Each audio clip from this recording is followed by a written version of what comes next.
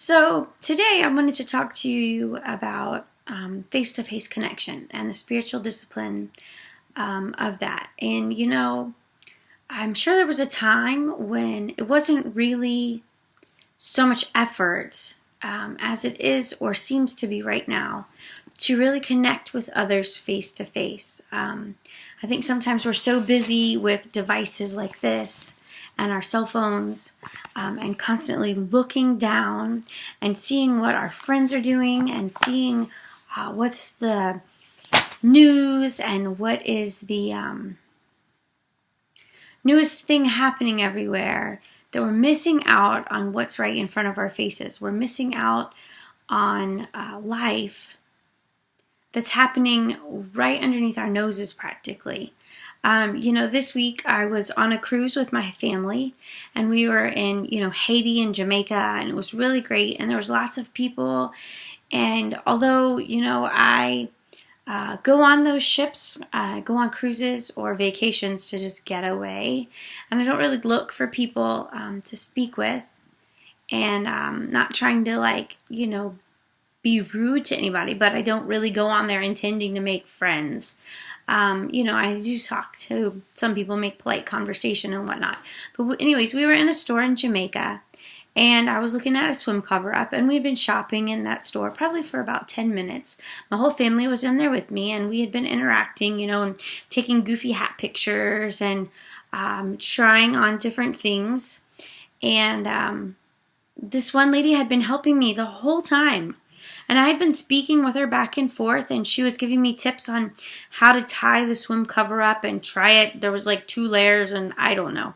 All these details. And it was probably like 7 minutes into us bantering, back and forth. And I finally hung the swim cover up, and I looked at her. And I realized she was pregnant. And, no, I didn't really know her. But I realized in that moment that I had been speaking to her for a good 5 to 7 minutes and hadn't actually looked the lady in the eyes, hadn't actually looked up from what I was trying to do to realize or notice her, the person.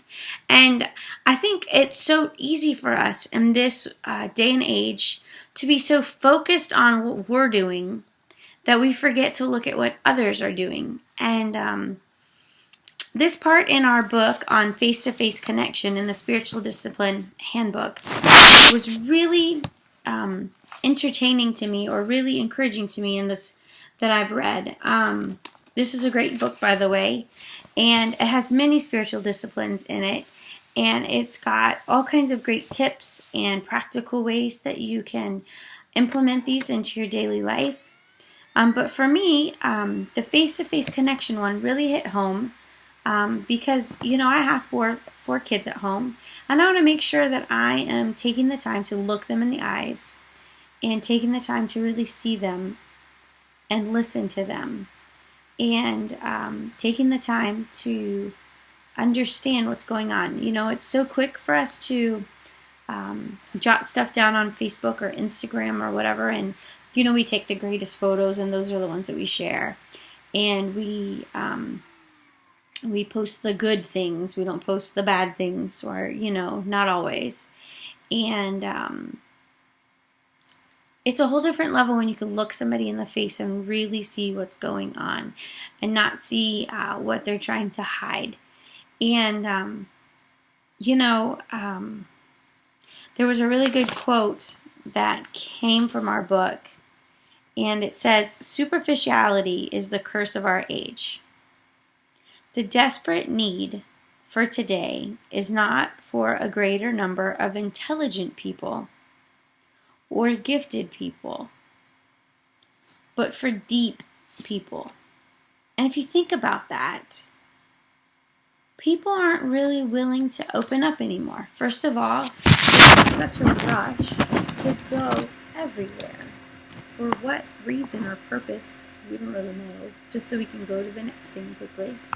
That we aren't enjoying the moments, but we also aren't taking the time to process things, taking the time to sit silently and allowing God's voice to come through.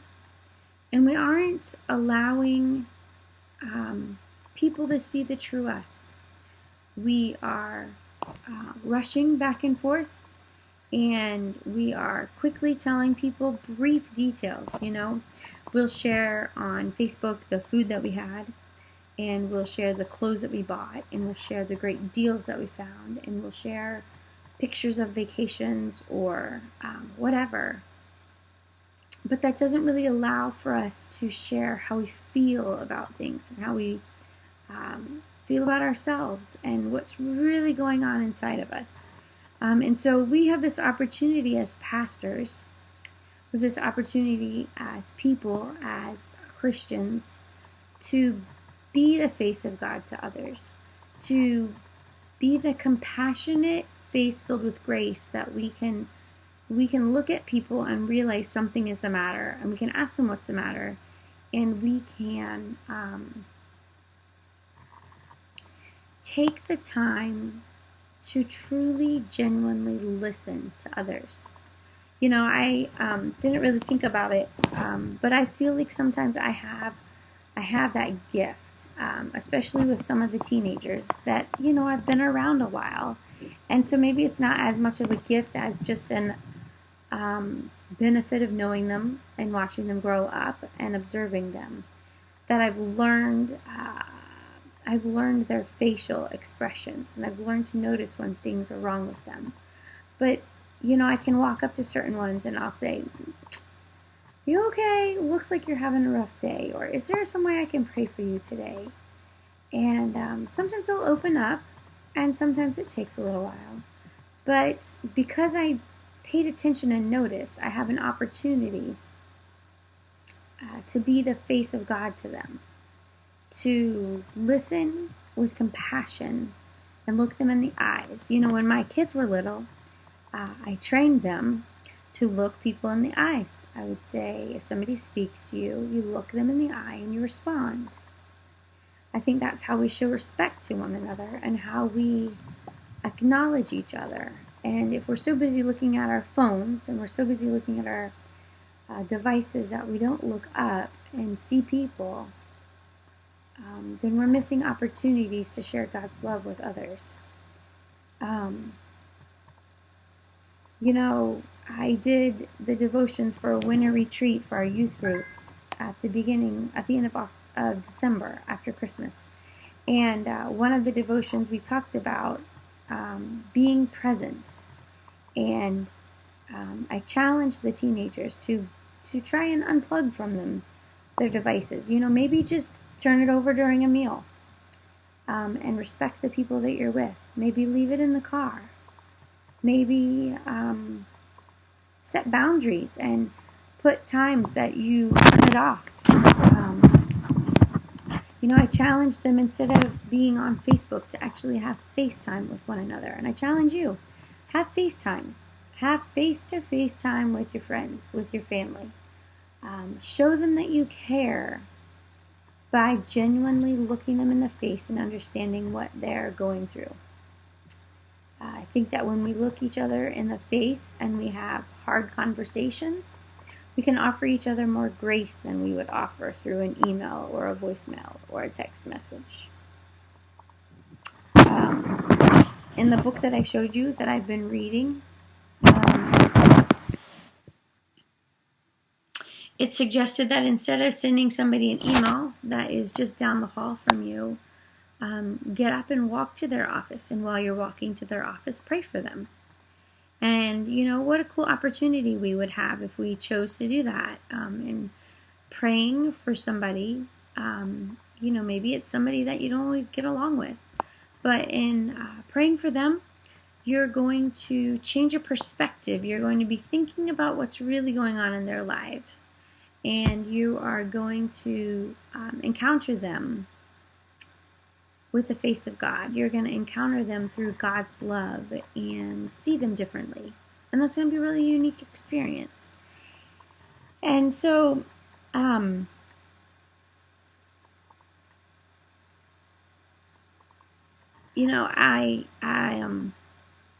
was reminded of I think it was 2 Wednesday nights ago, my father wasn't feeling very well, and we were at church. And one of the other pastors walked up to him and noticed that he just didn't seem right, and looked him in the eyes, face to face. And, he just said, "Hey, you don't seem yourself." And so in that moment, my father, who's usually a pretty closed person and doesn't like to share a lot of information, said, "Yeah, well, you're kind of right," and he shared a little bit, and the pastor had the opportunity to pray with him. And I think if we don't ever take the time to slow down and look each other in the eyes, we miss those opportunities. We miss those God moments where we can encourage others and where we can be used by God. There's times when we're on trips that I will say, or feel like God is wanting me to speak to a person or pray for a person. And I will just say, "Okay, God, if that's really what you want, then create the opportunity." And I'm amazed sometimes I will turn corners in random spots, and there will be that person, and they will be alone, and I will have a chance to say, "Hey, I was thinking about you, and I was praying for you, and I felt like this." Or, "I was wanting to ask you what you meant when you said this." Or, "Is there anything I can pray for you for?" And so it's very, I think it's not something that comes as natural as we would hope or as we think. But if we become more aware of the amount of time that we're spending face to face with others, and if we become more present, then more opportunities will arise. And if you haven't had the opportunity arise where you felt like God was asking you to speak to somebody, praying about it and asking Him to show you a way for it to happen will bring it to your attention. So I challenge you today and this week to look for somebody that you can speak face to face with. Look for somebody that maybe needs encouraging. Maybe it's at the grocery store. Maybe it's just the fact that you need to spend more face time with your family. Maybe it's the, setting the guideline of, "Hey, I'm home from work and I'm going to turn off my phone for the next, hour, and I'm just going to have family time. I'm going to sit at the dinner table and I'm going to just have face-to-face time. I'm going to look my family members in the eyes and just enjoy their company."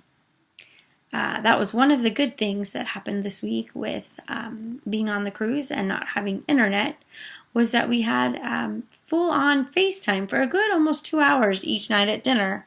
And it was really refreshing and it was fun. And, it was a great memory.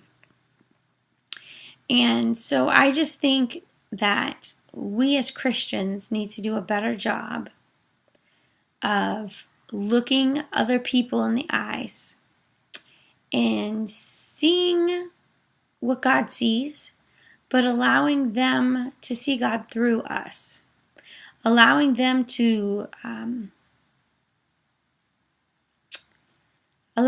hear us ask them questions. There's been pastors that I've come across, or, leaders at church that will come to you and they'll say, "Hey, Robin, how are you doing?" And then they walk away as quickly as they say it. And they don't really take the time to find out how I'm doing, or they don't seem genuine in that. And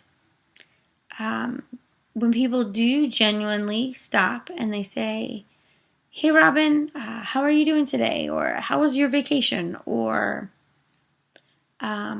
really ask a question and care enough to look you in the face and listen, it's very encouraging. It's inviting, and it allows me to open up.